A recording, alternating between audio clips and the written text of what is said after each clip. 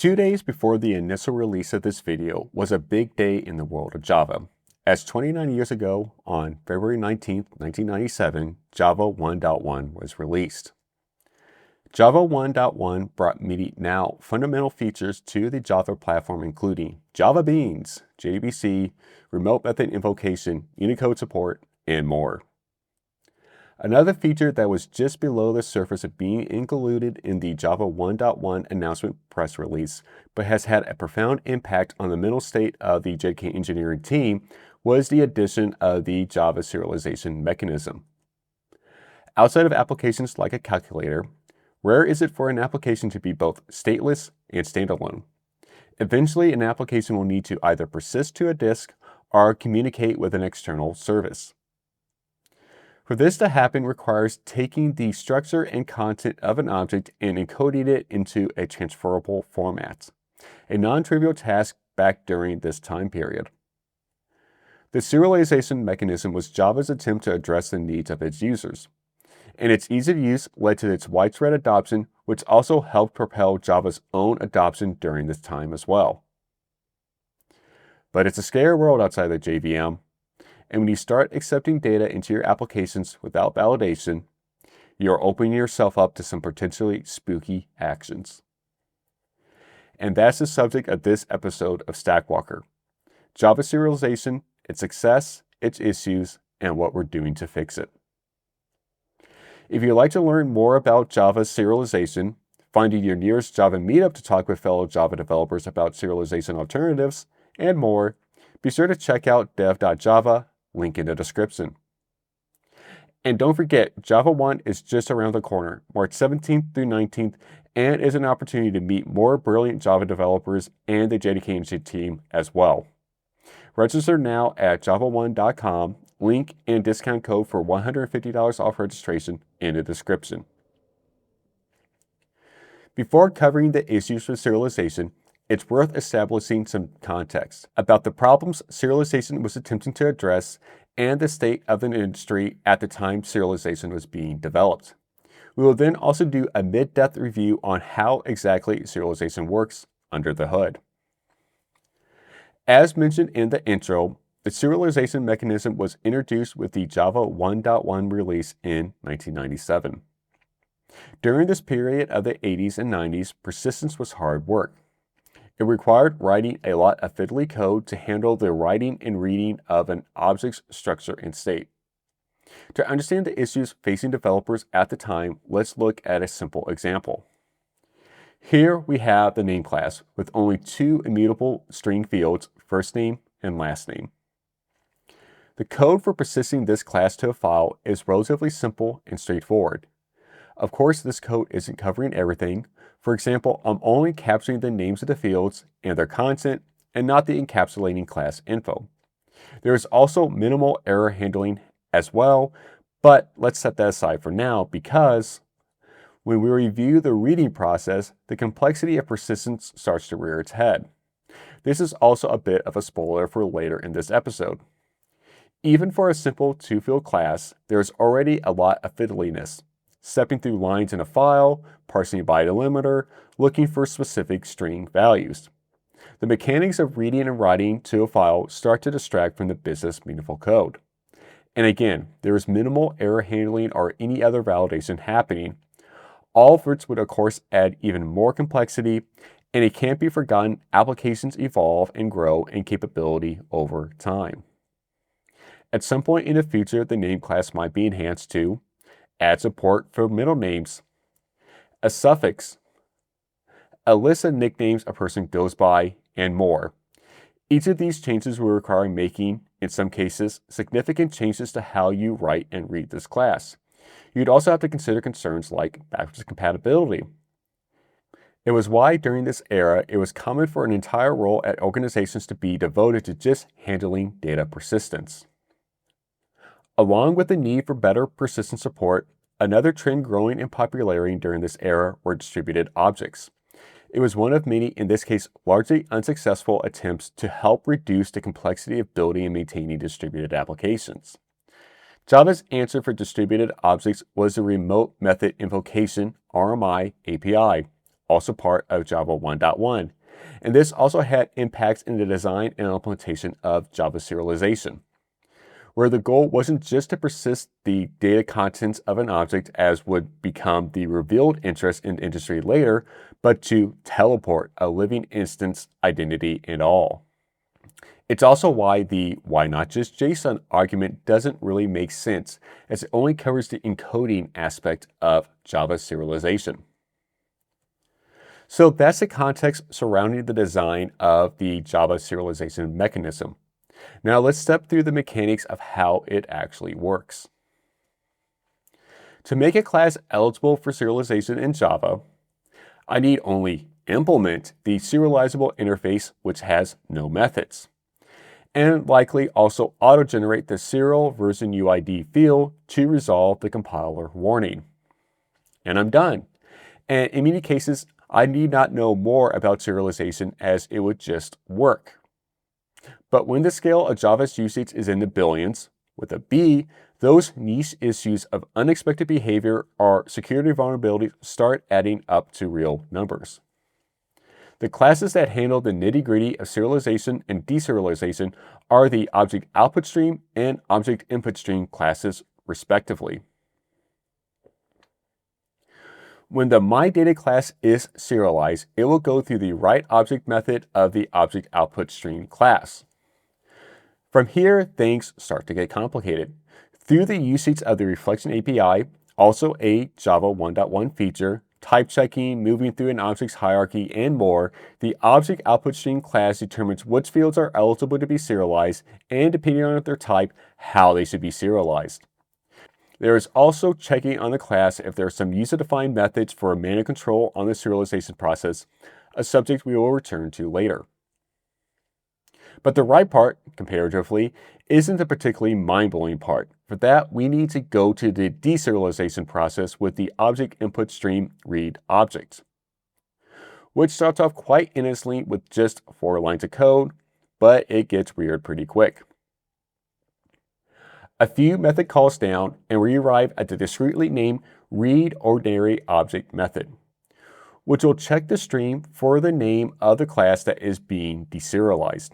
It will then create an object variable, and will set that object variable to the type of the class being deserialized, and then proceed to instantiate an instance of it by calling the first no-R constructor within the class's hierarchy.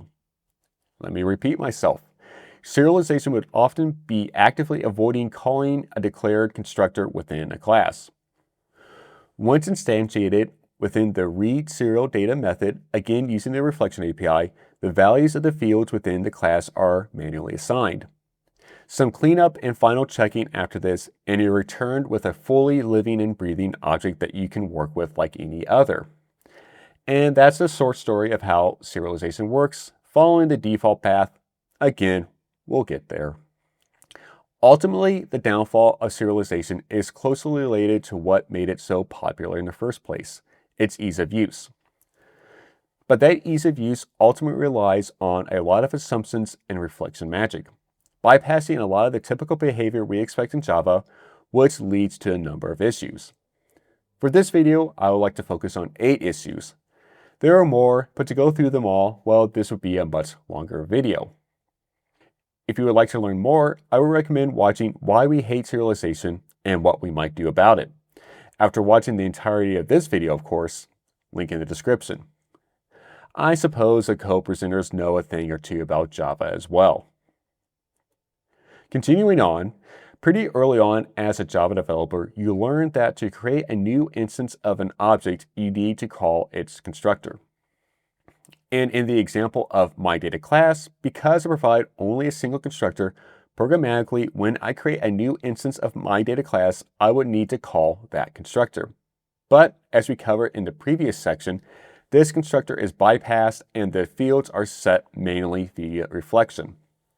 Now, if this was a dumb constructor naively assigning the passing arguments to their appropriate field, then no harm, no foul. However, in this constructor, we are doing some meaningful work, like some validation checks to make sure the passing values are, well, valid. By performing these checks at instance creation, it should mean we can assume that an instance of MyData class would always be in a valid state, and this would mean not having to repeat any such validation in other areas of the application. Serialization, by bypassing the constructor, could introduce some very confusing bugs into our application, which smoothly leads into the next two issues, polymorphism and confinement. When reading from the object stream, there are opportunities for inserting malicious or simply incorrect code. In the constructor, I am copying the contents of the past map into the newly created tree map. This would ensure that only the MyData class has the ability to modify this map and also guarantees the map implementation I am working with is a tree map. However, with the default behavior of serialization, it's only looking for a compatible type to map, and a hash map instance would satisfy that, but could lead to unexpected behavior as, for example, a tree map has a consistent order while a hash map does not. On the more malicious side, the user could send their own special map implementation, evil tree map, that includes malicious code providing them with control and access into our system. The good news is Java serialization provides options for dealing with this. The bad news is, well, it leads to other issues itself.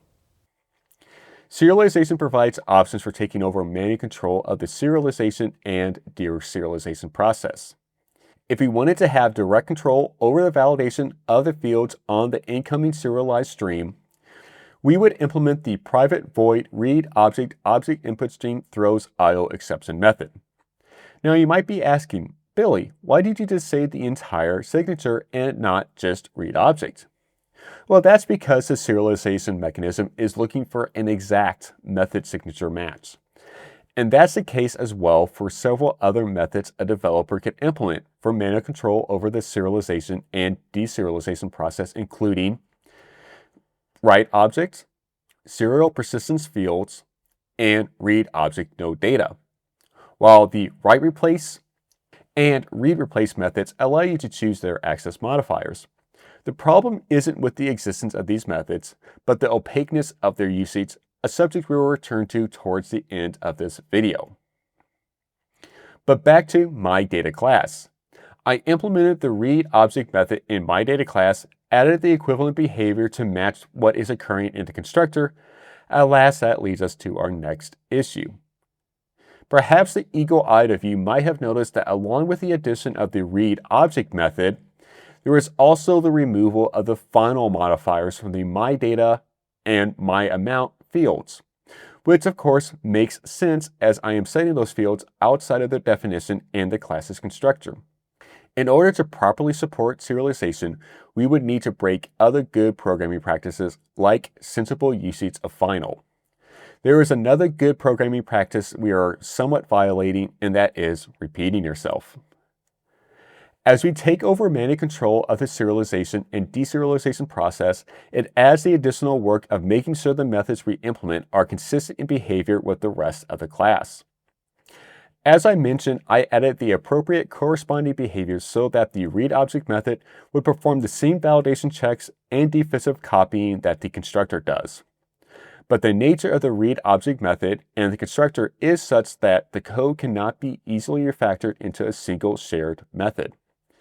If at some point in the future we update the MyAmount field so that it must be greater than 0 but less than 100, we would also need to update both the constructor and read object methods. You might also notice that issues up until now have been primarily on the deserialization side.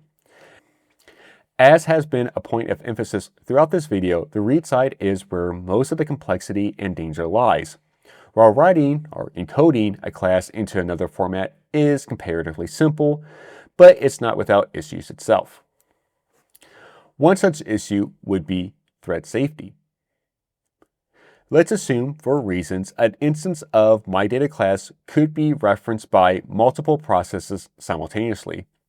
To account for this, I could quite reasonably add synchronize to the add to map and remove from map methods.